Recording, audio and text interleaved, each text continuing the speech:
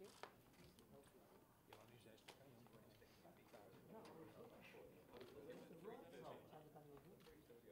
a chegada de vários atletas, temos 5 atletas de vela que já estão treinando na Marinha. It's been a really positive day, actually. There's a lot of Australians walking around in the village with big smiles on their face, primarily because we have athletes with us, but also because there's been an enormous amount of progress in the last 24 hours. As of 3 o'clock today, we have had 3 floors that are now complete, and as we were walking out of the village, a whole crew of cleaners were walking in to clean those 3 floors of apartments. Australia has a total of 15 floors in our building 23. We expect 3 more floors to be handed over to the cleaners tonight.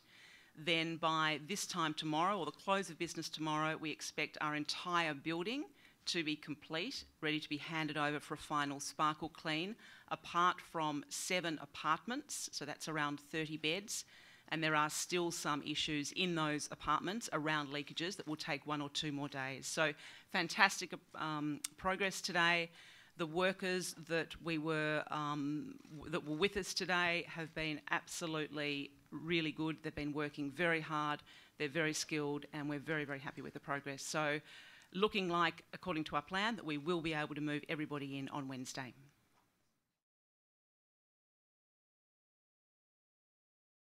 I certainly hope not. The complaints were not against Brazil, they were not against Rio, they were not against the people of Rio or Brazilians. It's a beautiful country and a beautiful city and beautiful people. I think it looks absolutely amazing. You know, I haven't had to concern myself with any of the leakages of the water or anything, but walking in there, I just couldn't wipe the smile off my face, because what Rio have done to be able to create the facility, I think, is amazing, you know.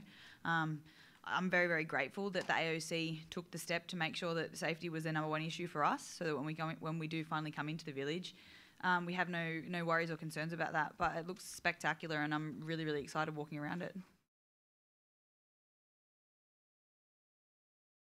For the last 2 years, I've been saying that this is one of the best villages of the 6 that I have ever been in, and I still say that it will be, I would say, the best village that I have ever been in once all these issues are complete.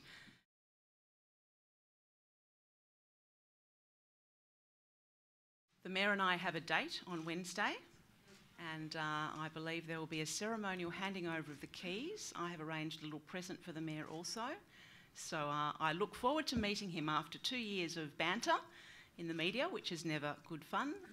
So absolutely all in good humour, and I really would like on record to pass on an enormous amount of thanks to not only the Rio 2016 Organising Committee, the IOC for their support, but to the Mayor and the City of Rio, who have thrown thousands of workers in the last week to make sure that all 31 buildings are ready for all the NOCs. There's been a tremendous show of support. We've been very comfortable with security that we've seen in place in and around the village. There obviously was a ramped up presence from the 24th of July, from the village opening day. We've probably got 60 people on ground now, and none of us have ever felt unsafe at all. So we're very comfortable with the security presence that we have been exposed to at this point in time.